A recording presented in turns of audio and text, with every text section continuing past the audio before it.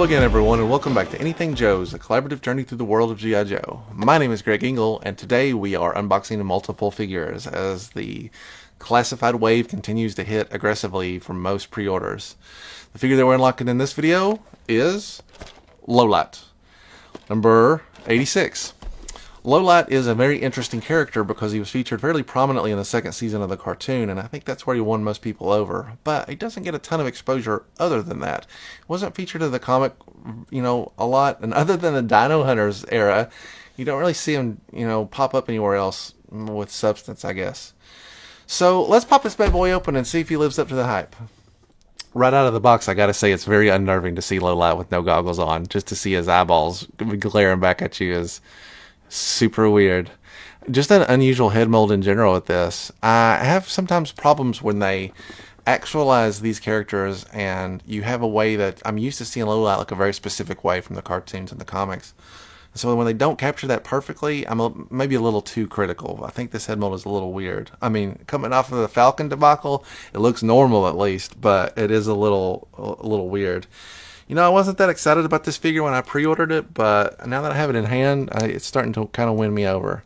Let's take a look at the standard articulation, make sure everything rotates and everything moves. Let's check out this joint. Woo, tight. It's pretty standard. Actually, I would have expected it to go a little further back than that, but your mileage may vary, but it's pretty normal for these figures lately. I feel like they used to have a better articulation than that, but here's your standard chest cut. It looks kind of weird when he does it like that. That's why I don't ever have him bend over. Really good articulation on the arms again. Maybe it was just that first figure that I opened that did not have very good articulation at all. But much like the Firefly, maybe even more so, really good articulation with the hands and arms. It's very rare that you can see him like he can almost cross his arms without any weird voodoo. So I'm impressed by that. Again, just like the Firefly figure has very good arm articulation, I feel like. Head mold, standard stuff. There's really nothing to say there, and he doesn't come with an alternate head, so I doubt you're going to be doing too much with it. This is another figure that has a great just flat black kind of scale to it, so if you were making a custom, I feel like you've got a lot of wiggle room with that. Let's take a look at the accessories that Low-Light comes with. Well, I guess some things never change, as Low-Light once again comes with a bevy of accessories. So it's like the latter modern figures that come with individual bullets. There's so much stuff to keep track of. So first off is the goggles, probably the most important part. I don't know if I can handle him any other way, so let's get those bad boys on there right now. These goggles are a tight fit, which is a good thing, obviously, because I want them to stay secured in place. I wrapped it just around the back of his headband because there's just a little extra mass there. I feel like if I move it down to his hair, it'll maybe be too loose and can kind of slip in place, but it's almost perfect just like that, so I'm gonna go with that. Low-Light has a big honking backpack. Well, some things never change. It has a slot on the side, which I'm going to assume is for his gun case, which is his other big accessory. He's got a huge case to carry your sniper rifle in, and which has a hole in the side there, which I'm assuming slots into that backpack. I might actually have to look at a preview picture to see what's up. Oh, yeah, okay. So I'll take a smaller image of this, a stable picture of it, but you can see that in this case it comes with his sniper rifle. It has a bipod, it has a scope, and it has a silencer. All things that can be added or taken away from as you please. DIY sniper rifle.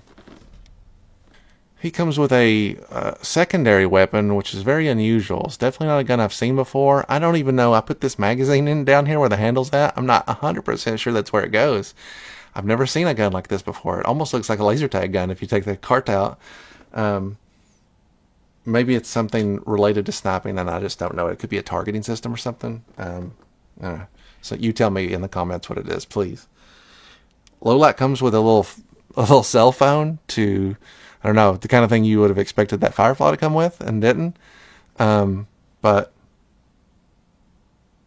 yeah, it's got a lot of little detailing on it. It looks kind of actual high tech. And then lastly, he also has a knife, which I'm assuming is going to sheath in. Comparing the V1 low light to the new low light, I mean, it is again another example of an almost verbatim copy. Like right down to the red padding on his shoulder, his grenades are in the same place. His two holsters on his leg that are holding basically the same type of gear in. The belt buckle is silver. I mean, like even the little metal attachments are there. The only thing that I can really say about this figure is that I feel like his hair is much more dulled down than this figure. I'm used to a very vibrant, bright yellow on this V1, and I feel like this figure, they've taken a more realistic color approach to it. And sometimes that works and sometimes it doesn't. I had the same feelings about Outback. I felt like it should be more bright, but maybe that's just the 93, 94 G.I. Joe collector and me screaming out for neon. Anyway, that's been our look at low light outside of the box. Another really great figure. Doesn't scream must have, but now that I have him in my hand, there's a little bit of that magic chemistry of opening a new toy, and I feel myself infected once again with another great figure. Thanks so much for watching, and I look forward to seeing you on our next video, where anything's available for discussion here on Anything Joe's.